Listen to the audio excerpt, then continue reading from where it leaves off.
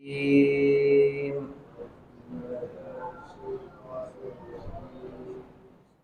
الله الرحمن الرحيم.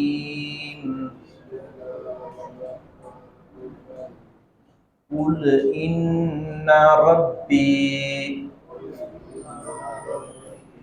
يبسط الرزق لمن يشاء ويقدر ولكن أكثر الناس لا يعلمون. رزق اللہ رب العزت کے ذمے ہے اور اللہ رب العزت ہی رزق عطا کرنے والا ہے. کسی کو چاہے تو اللہ رب العزت بہت زیادہ رزق عطا کر دے، اور رزق دے کر بھی اللہ رب العزت آزماتا ہے، اور رزق تنگ کر کے بھی اللہ رب العزت آزماتا ہے. اگر کسی کے پاس مال اور اولاد ہے، اس کی فراوانی ہے، تو وہ یہ نہ سمجھے کہ میں بڑا خوش قسمت ہوں اور میں تو جنتی ہوں اور میری تو کامیابی جو ہے وہ یقیناً ہے. ایسا نہیں ہے. اللہ رب العزت بسا اوقات کافروں کو بھی مال اور اولاد کی فراوانی سے نوازتا ہے، اور بسا اوقات اللہ رب العزت ان کے لیے بھی رزق تنگ کر دیتا ہے. اور زیادہ تر مومنوں کے لیے بھی ایسے ہوتا ہے کہ اللہ رب العزت بڑے بڑے صاحب ایمان، لیکن کئی دن صحاب رسول کی مثالیں دیکھ لیں، رسول اکرم صلی اللہ علیہ وسلم کی زندگی دیکھ لیں، کئی دن فقر و فاقہ میں گزر جاتے تھے. تو اللہ رب العزت جسے چاہے رزق عطا کر دے اور جسے چاہے نہ عطا کرے اور کئی دن فاقوں میں گزر جائے.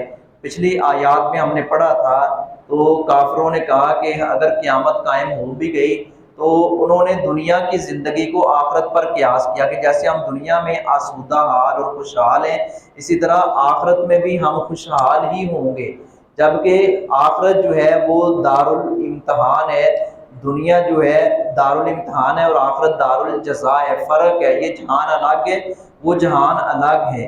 اور اس میں اللہ رب العزت چاہے تو کسی کی گرفت کر لے، وگرنہ اللہ رب العزت ڈھیل دیتا ہے. آخرت میں کسی کو چھٹکارا نہیں ہوگا، گرفت ہر اس شخص کی ہوگی جو اللہ رب العزت کی متعین کردہ حدود سے تجاوز کرنے کی کوشش کرے گا. تو یہ تو اللہ رب العزت کی مہربانی اور فضل ہے. کسی کو اللہ دین کی دولت بھی دے دے، دنیا کی نعمتوں سے بھی نواز دے، اور کسی کو چاہے تو اللہ رب العزت اپنا دنیا کی دولت دے دے لیکن دین کی دولت سے محروم کر دے. خوش قسمت ہے وہ شخص جس کو اللہ رب العزت دین کی دولت، ایمان اور اسلام کی دولت سے اللہ رب العزت نوازتے ہیں. اگر دنیا کی نعمتیں وقتی طور پر نہیں بھی ہیں تو صبر کرنا چاہیے اور استقامت کا دامن نہیں چھوڑنا چاہیے. ان لوگوں کی طرف دیکھ کر جو دنیاوی اعتبار سے خوشحال ہیں، ان کو دیکھ کر دل تھوڑا نہیں کرنا چاہیے اور یہ نہیں سمجھنا چاہیے کہ شاید میں خسارے میں ہوں یا میں کم تر ہوں.